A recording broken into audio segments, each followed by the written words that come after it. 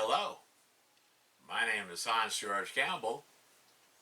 Today I thought I'd show you guys something that I have been working on for the past few weeks. I think you'll really like what I've built. It's not finished yet, but it's not going to be finished until sometime next month. But I wanted to show you what I've got done so far and talk a little bit about it and explain why I did certain things and what's going to be going on with this channel, because activity on this channel is going to greatly increase over the next few weeks. Greatly increased. So, yeah.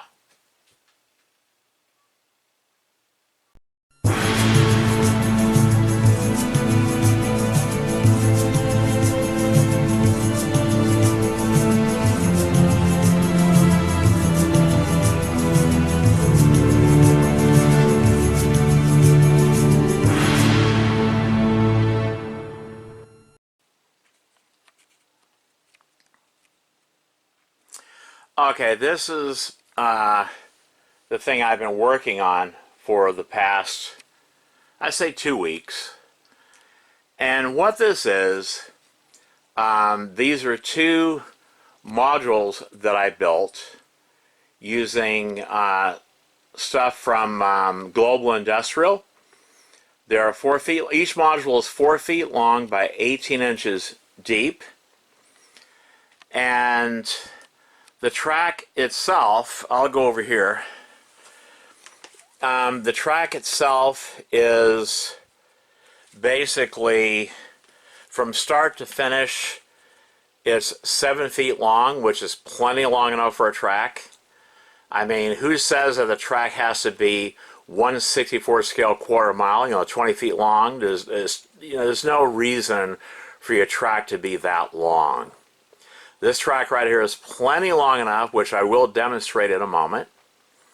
Okay, the mistake that all of you make when you're building these tracks to race your cars is that you try to get the incline or the slant as high as possible. Wrong. You actually want the slant where the starting gate is, you want that as low as possible. Yes, you heard that right. Okay? And also, you try to get your cars to go as fast as possible. Again, that's wrong. You actually want the opposite. You want your cars to go as slow as possible down the track. As long as the cars can reach the finish line, that is what matters. The slower you can get your cars to do that, the better they will look on video. When you're creating your race videos, you want your cars to go down the track as slow as possible, as long as the cars can cross the finish line. That's what matters. This is also very important if your track is less than 20 feet like mine. The total length of my track is 8 feet, which is plenty long enough. Plenty long enough for a racetrack. Plenty long enough. I mean, all of you can build something like this, and you can put it in basically any room of the house or out in a space in your garage like what I have done here. Now there's pegboard on the back, and there's 9 peg hooks on the pegboard, per row, and each peg can hold either 4 Matchbox or Hot Wheels cars in their original packaging in blister pack protectors, or 5 cars in their blister packs without blister pack protectors, like what is shown on the bottom there. You can also have like shelving there for loose cars, Now, I haven't finished this yet. I still have to put a second coat of paint on that top shelf. I got to paint the shelf over there and put a bottom shelf down there. Each one of those totes, they hold 48 Matchbox or Hot Wheels cars in their original packaging, or around 110, 120 loose cars in small Ziploc bags. Okay? So that's a lot of cars that can be stored underneath your track. And then, how many cars? I think it's like 108 cars in blister pack protectors that could be hung up on each one of those pegboards. Like this side is going to be Hot Wheels. The other side over here is going to be for my Matchbox cars. And down below on that shelf, I'm going to have, just like there, but it's going to be Matchbox storage. Okay. And I'm going to have these background buildings. Okay, because one of the cameras is going to be set up like this. Okay, let me get it right. One of the cameras is going to be set up like this, going to be zoomed in about like that. It'll be on the tripod, so it'll be nice and steady. And you'll see the two cars racing past the background buildings. And I think it'll be a really cool visual when I do that. It'll be a really cool visual to do that, you know. But yeah, each one of those buildings is going to be in a separate video. Coming up soon, I'm going to put each one of those background buildings together. And then they'll be connected together to form a scene. And the cars will be racing past those background buildings. Okay. And there's my track. I like that black track with the orange striping. It looks really cool. And then I have some, what, half-inch foam there, or three-quarter-inch foam right there the cars hit against. And, yeah. So, yeah, this is what I've been working on. It should be finished by next month, around the middle of next month. About another 2 or 3 weeks, this will all be finished. And I will post another video with all of this finished.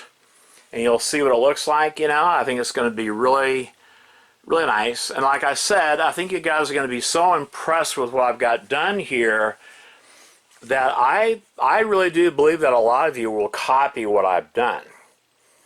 Now, I'm going to have 3 cameras set up. The finish line camera is going to be set up like right about there, like that. Actually, about like that for the finish line camera. Right about like that. Okay, that'll be the finish line camera. Okay, the finish line is where that blue is. Okay, from the starting gate to the finish line is exactly 7 feet. And then there's about 7 or 8 inches past the finish line. Okay, another camera, the starting gate camera, will be set up. I'm thinking like right about like this. Actually, be further back. It'd be set up like this where you can see the whole track. And you'll be able to see the cars racing, you know. So it'll be set up kind of like that for the starting line track. Okay, you'll be able to see the cars going down the track.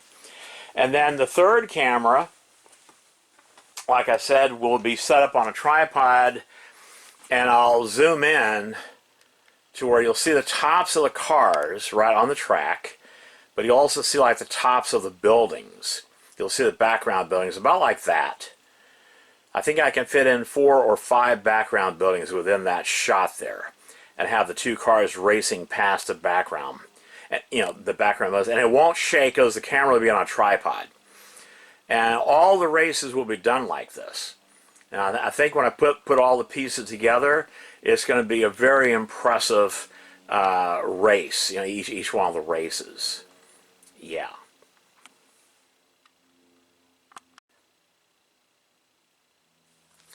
Okay, here's one of the cameras right here. I just bought this one on eBay. And that's one of the cameras. I have to buy one more. I might buy 2 more just to have like 4 of them. Because I'm thinking that I may want to have another tripod with the camera set up, you know, zoomed in right there on the finish. I mean on the starting gate, Like have it where it's like that on the starting gate, you know, and just zoom in. It'll be on a tripod so it won't be shaking like this. And just have it zoomed in, right? Okay. Now, on this here, I'm gonna have a that's 6 inch right there. I'm gonna replace that with a 1x10 4 feet long wood, and it's going to be painted a flat sky blue color. Basically this color right here. And I learned about this from doing HL scale model railroading, because I had to use, I used background buildings on some of my train layouts as well. And what this creates, when you have a background building against a flat sky blue background board, okay, it creates the illusion of depth, and it makes it look very realistic, as you'll see when I get it done. So it's going to be the 1x10 will go up to like right about here, and the pegboard will come down to meet it, okay, and there'll be bracing on the back, so the pegboard is nice and braced, you know, it'll be solid, okay. And then, the same thing is going to be done here. I'm going to replace that black 1/4 inch board that I have there with a 1x10, that's 3/4 inch, you know, a 1x10. And it too is going to be painted the sky blue, because I'm going to be replacing these. I found them on eBay. They're clear, and instead of 6 cars per unit, it's 8 cars. They're about this high, and they have a dust cover that closes to keep the dust off my cars, and those will go all the way across. And because I'm painting the back part sky blue and the cases are clear, it'll be like a sky blue, like a flat sky blue background behind those cars, and it'll make those cars really pop. Those loose cars, they'll show up really cool. They're really good. But yeah, here's some of my cars in my collection. One of my super treasure hunts right there. That car right there, Mattel Toy Company bought out,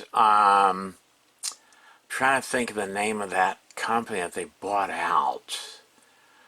God, I can't think of the name. Oh, Corgi. They bought out Corgi. And that is an old Corgi casting. You know, it's got opening doors on it. So that's a very highly collectible car. And then we have Chuck E. Cheese. Promotional model, and that one right there is one of my favorite Silver Series Hot Wheels cars. And I love these Corvette Stingrays, metal bodies, metal chassis. They're among my favorite. Of course, the Volkswagen Beetle, metal body, metal chassis. I collect all kinds of golf cars. I'll show them in future videos. I have a huge collection of cars done in the golf livery. Some Ferraris and the Ford GT40 first issue right there, and I got more of them in the back. I'll show you some of my cars I've hanging up. You know, I love the 69 Camaro, excuse me, 67 Camaro. This car was changed in 2017. It no longer has the metal chassis and opening hood. Mattel Toy Company has really cheapened the 67 Camaro. It now has a plastic chassis, and the hood no longer opens up. They've really cheapened, you know, that car right there, the 67 Camaro. And so I've been buying up the older ones and collecting them because I really like that car. That's one of the original Redline Hot Wheels from 1968 as part of the Sweet 16. That's how old that casting is, the 67 Camaro. And so I have quite a few of those in my collection. There's the Neat Streeter, metal body and chassis. There's one of the classics, you know, metal body and chassis. You're starting to hear the theme, you know, the type of Hot Wheels that I like. I like metal on metal in general. And I'm not going to pay a premium price for that, because I can get old Hot Wheels like this that are 20, 35 years old for between $1.50 and $10. And I'd much rather buy these older Hot Wheels. The original Purple Passion, new model. The original first issue of the Mercury Cougar. Love that car. And of course, the Soleil is one of my favorite cars. I think the first 3 issues of that car had a metal chassis, whereas the newer ones, they all have plastic chassis.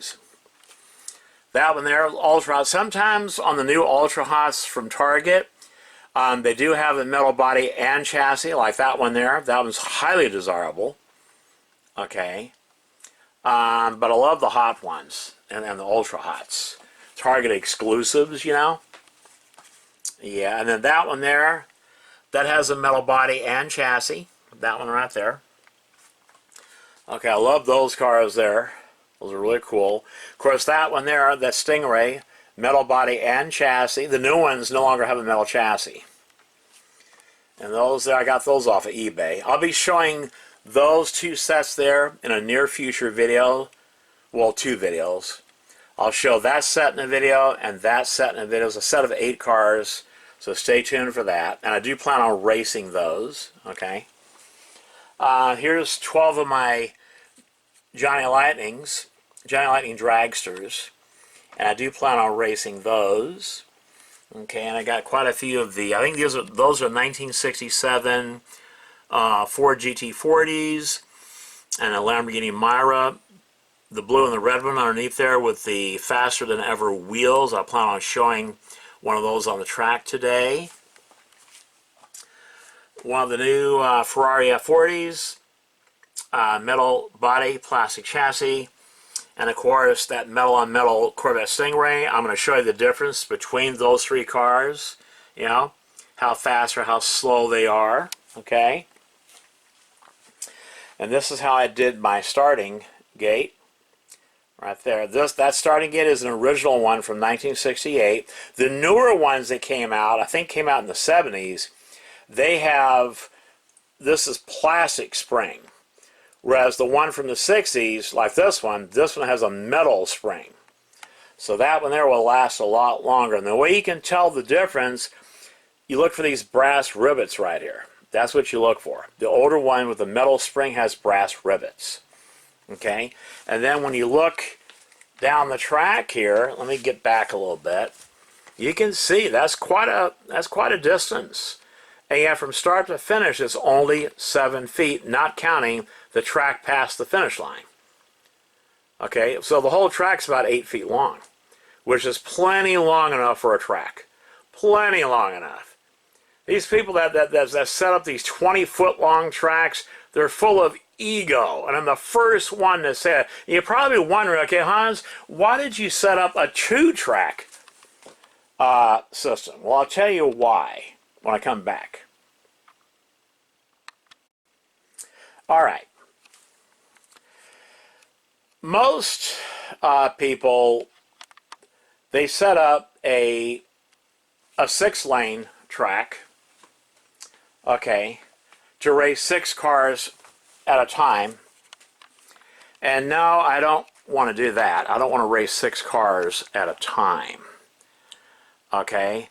I think that a 2-lane track gives you a better indication of how fast cars are.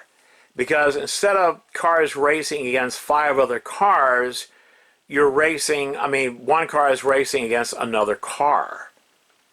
And also,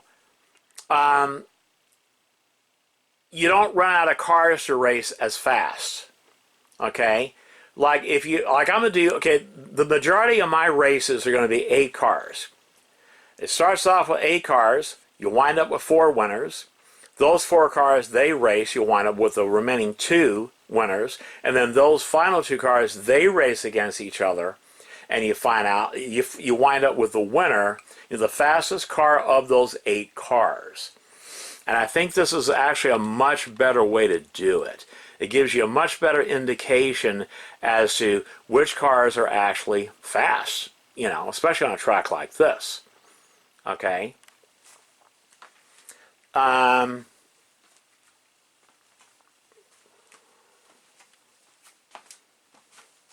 me get back over here. I don't want to block the light.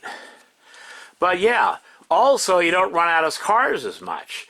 Now I will also be doing 16-car races. For instance, 8 Matchbox cars racing against 8 Hot Wheels cars, or 8 Johnny Lightnings racing against 8 racing champions, and so on, So I will from time to time do 16-car races. But in general, most of my races will be 8-car races. And I'm going to redo the format of my videos that I'll be doing each week. activity is going to greatly increase on this channel. It's going to greatly increase. So if you have not subscribed yet to this channel, hey, why not? I think you are going to love Desirable Matchbox. I really do. And you're going to love the new format. Because I usually show 8 to 10 cars at a time in the original packaging, you know. So what I decided to do instead is why not show, okay, the 8 cars in the original packaging. Like I'll do something like this. Hello, my name is Hans George Campbell.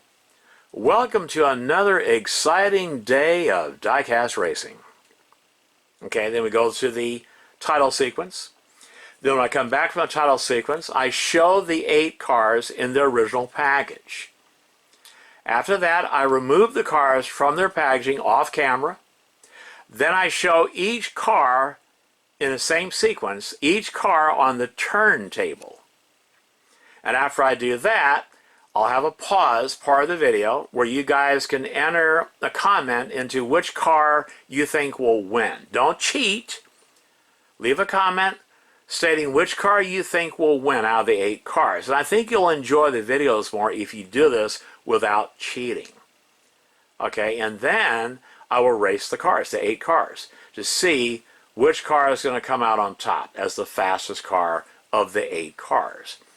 And each video will be done this way. But like I said, once in a while, I will also do 16-car races. So, okay. Anyway, I think you guys will really like the new format. I really do. Okay, so now what we're going to do is I'm going to show you the difference in the car's speed. Okay, so that's coming up next. Okay. So what I'm going to do is I'm going to first put the Ferrari F40 on the track, okay, and we're going to watch its speed. We're going to watch to see how fast or how slow it goes. Let me get over here and maybe show it a little bit different. Okay, like that should be good. And then I'm gonna see it starts slowing down as it gets toward the finish line, past the background buildings. And I think that's going to be really cool. Okay, so now that's a metal on plastic car. That most cars that Mattel is making now is metal on plastic.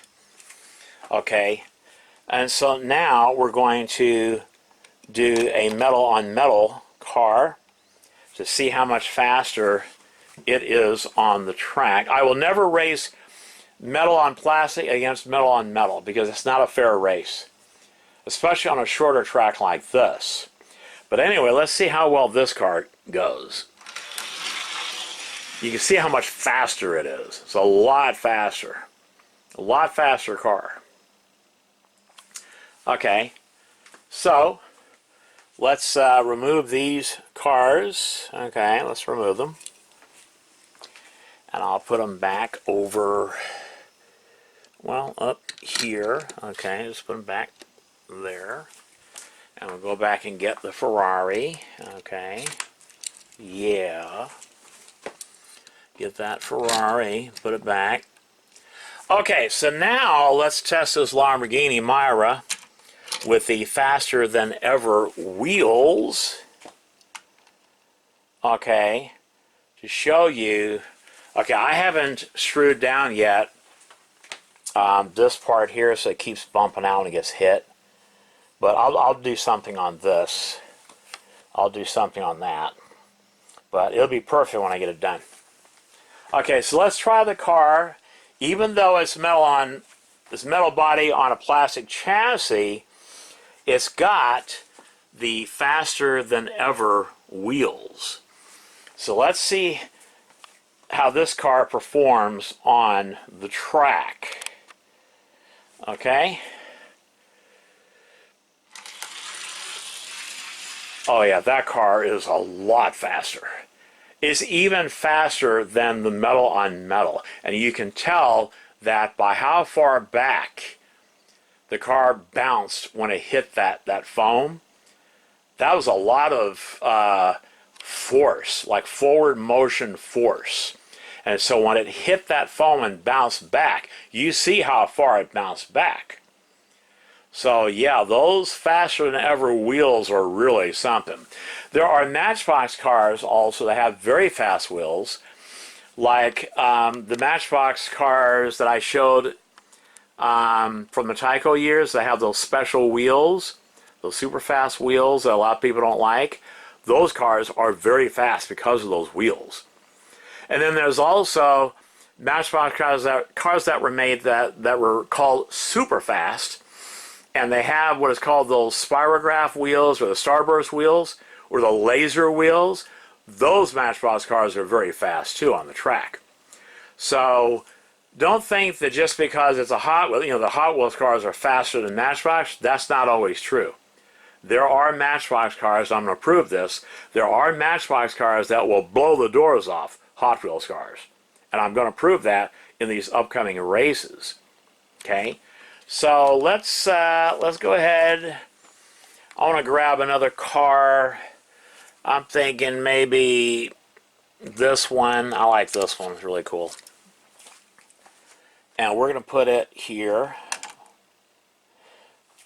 We're going to put it like right there. Okay, put it right there.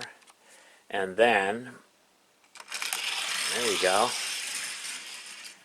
You see, it barely bounced back because that is a metal body on a plastic chassis. And most of the Mattel's Hot Wheels cars today, that's how they're made. So most of these cars, you're going to get similar performance. Okay, I just thought I'd show you the difference in the cars depending on metal on plastic or metal on metal or metal on plastic with specially designed wheels, So you never can tell which cars are going to win. So yeah, there's got a lot of exciting content coming up on this channel. So if you have not subscribed yet, hey, what are you waiting for? Yeah, because I think if you love Matchbox cars and Hot Wheels cars and Racing Champions and Johnny Lightnings and Ertl and Tamika and Lido and models of yesteryear and all that kind of stuff, you're going to love this channel. You really will. You're going to love this channel. And the racing, I just proved to you that you don't have to have a track that's 20 feet long to enjoy, Matchbox and Hot Wheels racing. I mean, let me get back a little bit further. This track right here is just under 8 feet long, only about 8 feet long. And you see how much fun it is. You see how much fun it is. Okay. Yeah, it's a nice track. I don't see anything wrong with that track, do you? That's a nice track. I love it. Okay, so what parts do you need from Global Industrial to build each module? Okay, well, the wood needs to be cut, your plywood. That's 1/2-inch plywood. You can also go with 3/4-inch plywood. Okay, that's 1/2-inch plywood. I cut it from a 2-foot by 4-foot piece. So that's 4 feet long, 18 inches deep. Okay, and then you'll need a 2-foot by 4-foot pegboard. That's standard. Then you need a 1 by 10 at 4 feet long. Okay. You'll need a set of 3-foot uprights. They're called uprights. You need a set of, you can only buy them by a set of 4. And you use 4 for the front, and you use one set of 6-foot tall uprights for the rear, right? Then you need 2 shelf supports, just to make it more sturdy. You'll need, this is per unit now, you'll need 2, 4, okay, you'll need 5 4-foot beams. They're called beams. The ones that go across horizontally, they're called beams. You need 5 4-foot beams and 4 18-inch beams. This is per module, okay? And then you'll need to get, I'm using 1/4-inch bolts or 1/4-inch bolt hardware with 1-inch diameter fender washers, and I'm using lock nuts, and you'll have to get them in various, those are 3/4 inch, well 3/4 inch for the actual metal frame. And then when you want to mount the wood and the pegboard, I'd recommend going with like, what is it, 1.25 or 1.5 1/4-inch bolts, you know. But yeah. So I still have a ways to go before this is finished. Like, I got to paint that wood. I'm going to do a shelf. Right there is your shelf support. You'll need 2 of those per module. That helps support the center of the wood, makes it more, makes sure it doesn't warp, because they're only using 1/2-inch plywood. And also it makes it more rigid, because I have that bolted too. It's bolted too, with smaller washers and lock nut on the other side. So yeah. And there's enough space there to store, well, 12 of those totes, and each tote holds, like I said, 48 Matchbox or Hot Wheels cars in original blister packs, or like around 110, 120 loose die-cast cars in Ziploc bags that are about just a little bit larger. They make Ziploc bags that die-cast cars fit perfectly into. They're either 2 mil thick, 3 mil thick, or 6 mil thick. I recommend going with the 6 mil thick bags for protecting the loose cars. And you can put 4 of those totes down below. So altogether it's 16 totes. And each tote, like I said, holds up to 48 Matchbox or Hot Wheels cars in their original packaging. And of course the carpet down below, if you're going to have those sitting on concrete out in your garage, you do not want metal sitting directly on top of concrete, because concrete holds moisture, especially in the fall and winter months. And if you have the metal there directly on the concrete, it'll cause it to start rusting from below. So you want to have something like a carpet in between the concrete and the metal structure. And those carpets, I found those at Fred Meyer. They're 2 foot by 5 feet, and they fit perfectly per module, you know. Okay, and so this way your totes are also, they're not sitting on top of concrete, they're sitting on top of carpet, you know. So yeah, this works out pretty good. And yeah, I'll show you how I have my carpet set up like that. Okay, yeah, so this, I'll show you these buildings a little bit closer. You know, well, I'm going to do a video. I'll assemble each one of these videos, each one of these buildings in their own video. So that's 7 videos coming up where you actually see me assemble each one of these buildings. I keep calling them videos, but you see me assemble each one of these. I already did a video on that one there, so you have, and I posted on my channel. So if you have not watched that video, go ahead and watch it, and that would give you a good idea of how the rest of these 7 videos are what they're gonna look like. Okay, yeah. Anyway,